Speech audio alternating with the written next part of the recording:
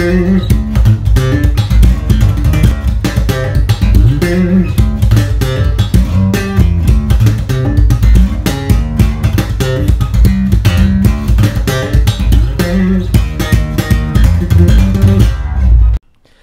guys, welcome back to the Spotlight Kid.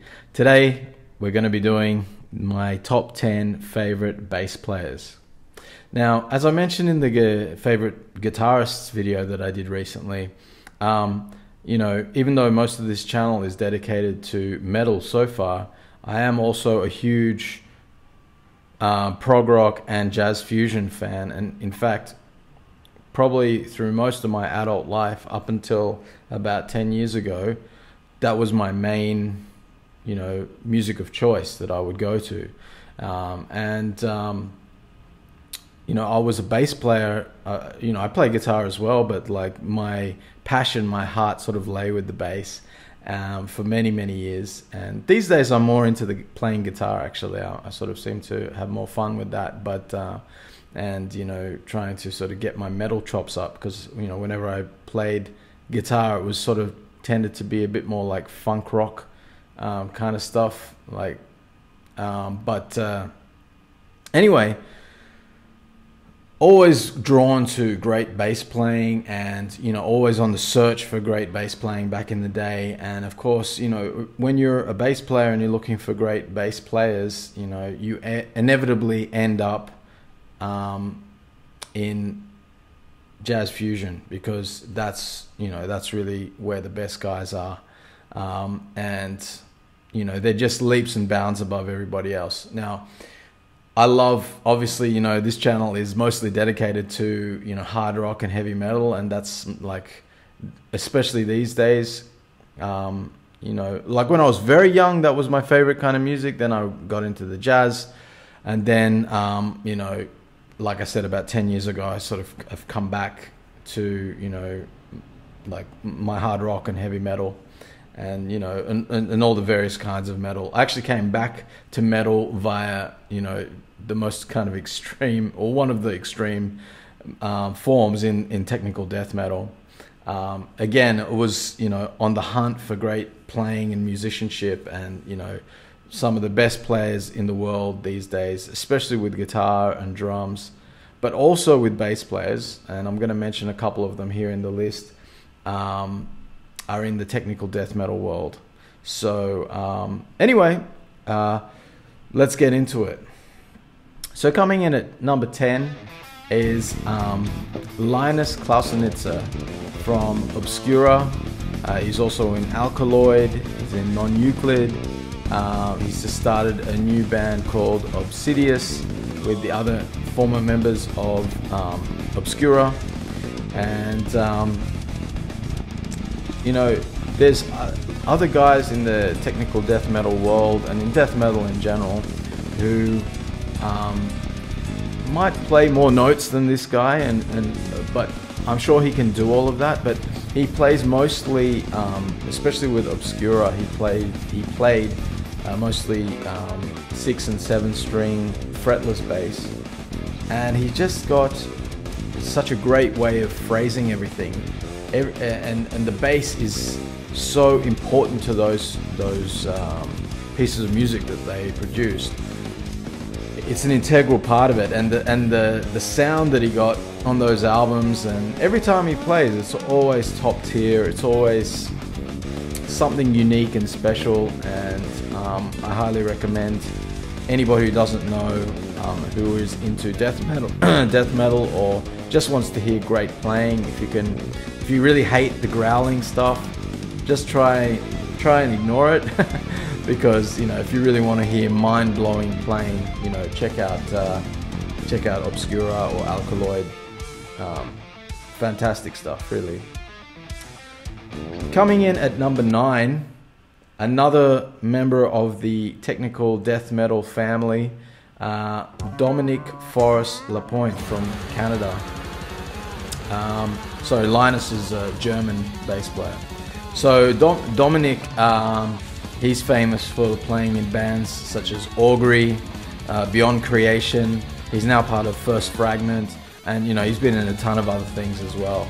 This guy, I mean, left-handed bass player, really, I mean, really unique. He also plays a lot of fretless bass, you know, 6-string fretless, but he can do anything. And the guy, the facility that this guy has on the instrument is astounding, and he's one of the best in the game as far as death metal goes. So I highly recommend, go check out, you know, Beyond Creation is probably some of the most mind-bending stuff that he does, but also in Augury there's some really tasty, crazy bass playing. So coming in at number 8, and this is where we're gonna move away from metal and get into the jazz fusion guys. At number 8 we have Etienne Mbappe from Cameroon, I believe, and you know, he's got a whole bunch of great solo stuff. Etienne Mbappe and the Prophets. He played with John McLaughlin's Fourth Dimension band for a long time. I think I'm not sure if they're still going, but I think he's still officially in the band. Awesome stuff. I mean, his playing on those albums in particular is my personal favorite stuff from him, and it's electrifying. The guy has complete control, has a great tone. He plays with gloves on, even though I don't think he has, what's that medical focal dystonia, I think it's called. That's like guys like guitarist Christian Mountner have, and the really well-known Scott's Bass Lessons. Scott also has that, and he wears a glove when he plays because it actually helps with the focal dystonia, which is like this sort of condition where the brain doesn't send the signals to the hand properly, and even Victor Wooten has that problem. Although he doesn't wear gloves, it doesn't seem to work for him, that particular method. But anyhow, as far as I know, Etienne doesn't have that problem, although maybe he does, maybe that's why he does it, but I heard in interviews that he just likes to wear it to look cool, so yeah, whatever. Anyway, coming in at number 7 is Mr. Richard Bonner. Now, Richard, this guy has some of the most amazing fluidity on the bass. He can just sort of shred through these lines, these great lines, with total confidence, total command of the instrument, and it's really mind-blowing to watch. He's played with Joe Zawinul, Larry Coryell, the Brecker Brothers, Mike Stern, and many more, as well as having, you know, his own solo career. Now the solo stuff, it's sort of like traditional African music where I guess it's a kind of hybrid African music where he's singing as well. And to be honest, I've tried so hard because I love him as a player. I've tried to get into that stuff, and I just find it a bit hard going, to be honest. But definitely, you know, nonetheless, he's one of the great. Anyway, coming in next at number 6 is the mighty Victor Wooten. I remember, you know, years ago, as I told you, I was always on the hunt, and still am. I'm always like hunting for new music. These days, it's just more in the metal world.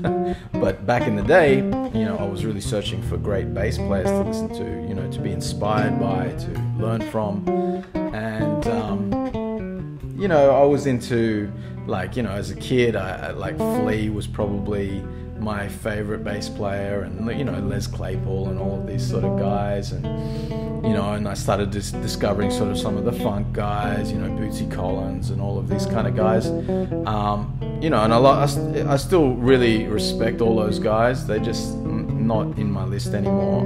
You know, if I made this list 20 years ago, they would have been, but you know, I've moved on a little bit from those guys. You know, still respect and love them. But anyway, so I was always on the hunt, and I remember my brother mentioned to me, "Oh, have you checked out this guy, Victor Wooten?" And I thought, okay, he sounds like a Chinese guy, and I was like, "Great, you know, show me what you've got." And I just remember like being at my brother's apartment at the time. I think I was like 21 or 22, something like that, and he put on a YouTube video of Victor Wooten, I think playing Amazing Grace or something like that, or maybe Norwegian Wood, and I was just blown away. I'd never seen anybody play bass like that with all the double, Victor has this up and down thumb technique, which I don't think he invented. I think actually Marcus Miller might have invented that, but I'm not sure. I'm not going to say who did, but he definitely made it popular and famous. And, and all the tapping and just the insane rhythmical patterns that he was able to do, melodic patterns, and just blew my mind. This is a guy who started learning bass at the age of 2. He was taught by his brothers. All of his brothers play instruments, and his oldest brother Reggie taught him how to play everything. And by the age of 5 years old, him and his brothers, his oldest brother only being 13 at the time, but Victor was only 5 years old, and they went out on tour with Curtis Mayfield on Superfly tour, which is pretty mind-blowing if you think about it. He's famous, of course. He became famous playing with Bella Fleck and the Flecktones. Awesome band, really unique and different. His brother also plays the sort of percussion in that band. And Bella Fleck is a monster. He plays the banjo and the electric banjo, which is really unique.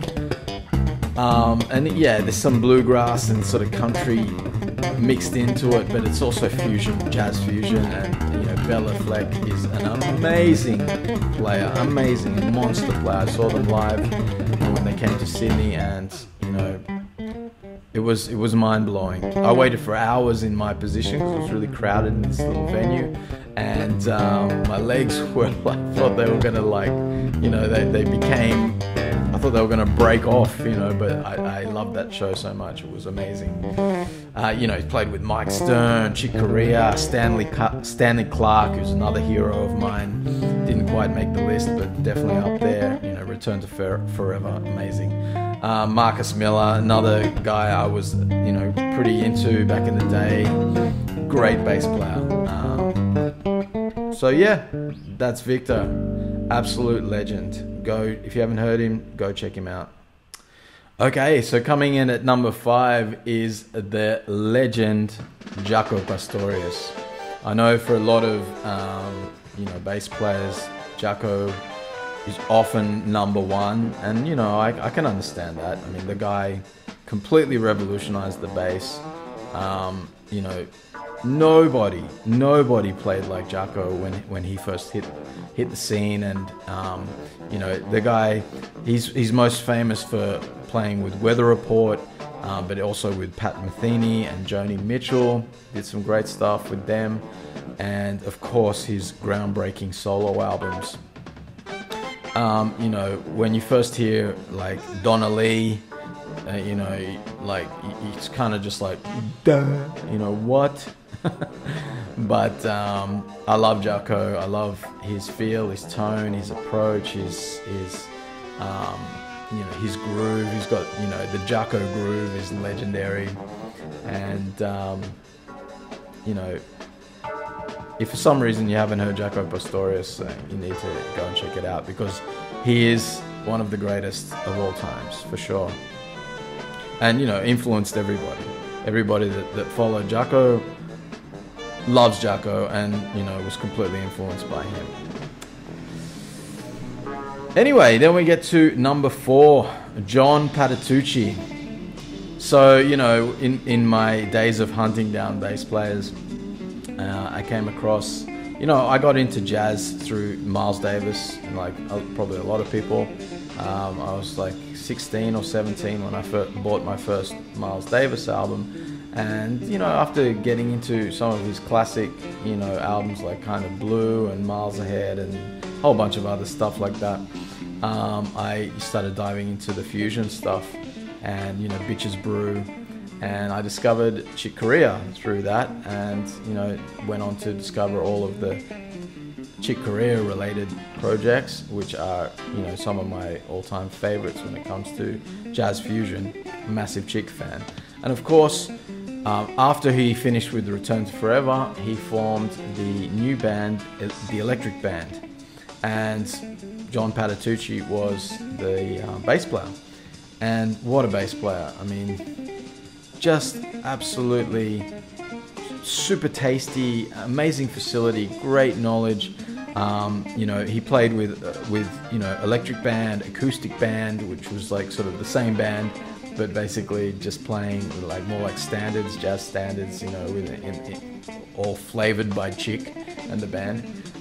He played with Al Di Meola, Lee Ritenour, he played with Wayne Shorter, and tons of other people. I mean, just the list is so long, as well as something like 15 solo albums.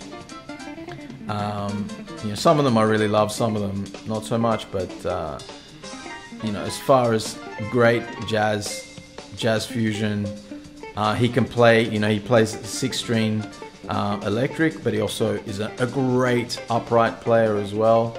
And can't say enough good things about John Patatucci. I was a massive fan of him back in the day, and still love him very much. So coming in at number 3 is someone a little less well known than some of the others I've mentioned here, Dominique Di Piazza, French bass player, played with John McLaughlin, Front Page, Borelli Legrand and Dennis Chambers in that band, Front Page. If you haven't heard that album and you want to hear some, you know, mind-bending, you know, fusion playing from all three guys, definitely check it out. Dennis Chambers is one of the greatest drummers of all times. He's a beast, absolutely ferocious beast on the kit. Borelli Legrand, I mentioned him in my guitar video. Great jazz player, and, you know, really unique, like Dominique on the bass is really unique. Dominique plays with this kind of like picking with the thumb and fingers technique, which has sort of been copied by a lot of other guys, and some of the guys, in fact, on this list. Very, very good. It doesn't quite have the same kind of long catalog that some of the others I've mentioned here on the list, but fantastic player nonetheless. I mean, he might, you know, if he had a bigger catalog, he might have even been higher up the list for me. I really, his tone and his attack and his ferocity when he gets going with his solos. I mean, what I love about him is that a lot of his music has this great rhythmical feel to it. It's really grooving hard, but it's grooving hard. It's not sort of like a lot of the time with jazz and jazz fusion. A lot of you know, one of the things that's sometimes frustrating for me as a guy who loves heavier music is that it feels a little soft. You know, it feels a little wimpy, you know, or something. You know, I don't know. But you know, not with Dominique. When he's grooving, you know, he's grooving hard, and he's always got the drummer grooving hard with him, and it's very, very cool. And then when he unleashes into the solos, it's just so fast and furious and wild, and really nobody has that sort of clarity and attack and precision like Dominique. Highly recommend. Go and check out Dominique Di Piazza. Coming in at number 2, Mr. Hadrian Ferrier.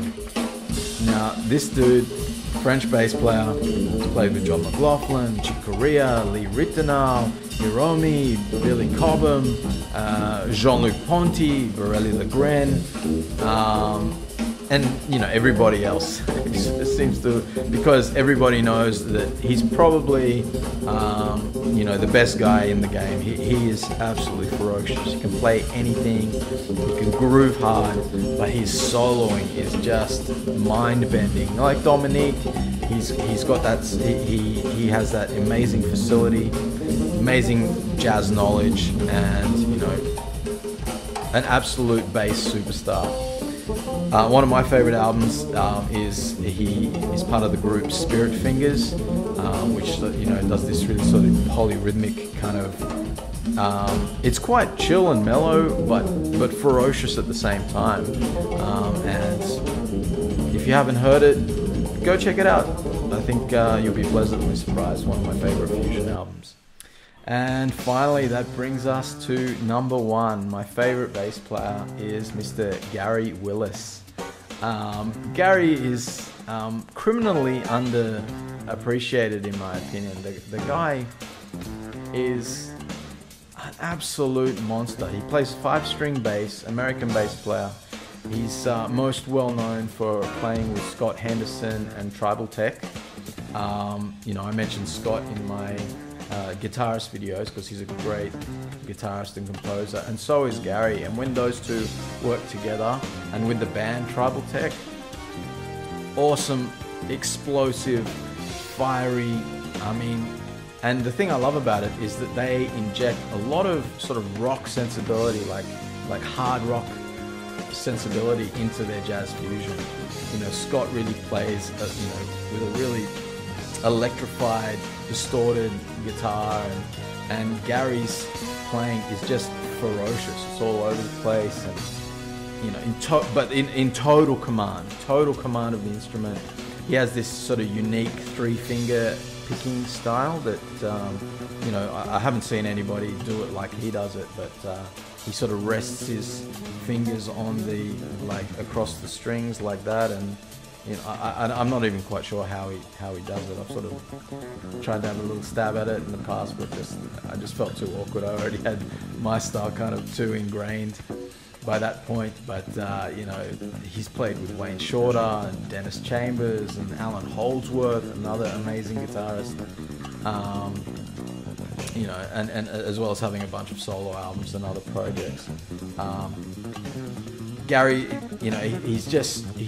every time I hear him play, it's just perfection. I love it. I love his tone. I love how he grooves hard. He's another one of these guys who knows how to groove hard, and and it just never feels like sort of wimpy or anything. It just he has the fire, and he also has the chops and the knowledge to back it all up. He's been a bass teacher for many years, and I can't recommend Gary Willis highly enough. And Tribal Tech, if you like fusion, jazz fusion, and you've been listening to all the 70s guys and the 80s guys, and you've missed Tribal Tech, go fix that right now. There's some absolutely ferocious stuff waiting for you there.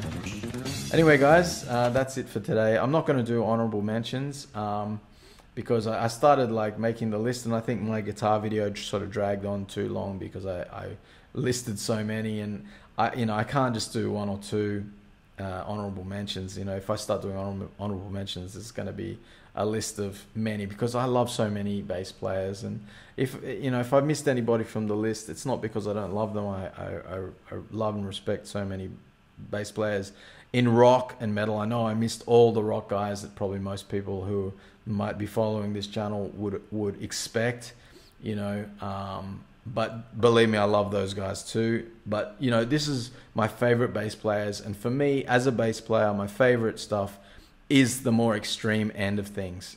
I love the guys who have pushed the instrument to the limit, and these are the guys who have done that for me. Alright guys, that's it for today. Thanks for joining me. I know I usually finish with Stay Metal. I guess in this case it's more like Stay Extreme, because even though I sort of feel like jazz fusion and metal are kind of related to each other because they're both kind of on the fringe of popularity, and people who like pop music don't like metal and they don't like jazz fusion, so they're kind of, I don't know, and they're both extreme. They're both about pushing the extremities, and that's what I love about them. So that's it. So even though it's a jazz fusion day, stay metal, and see you next time.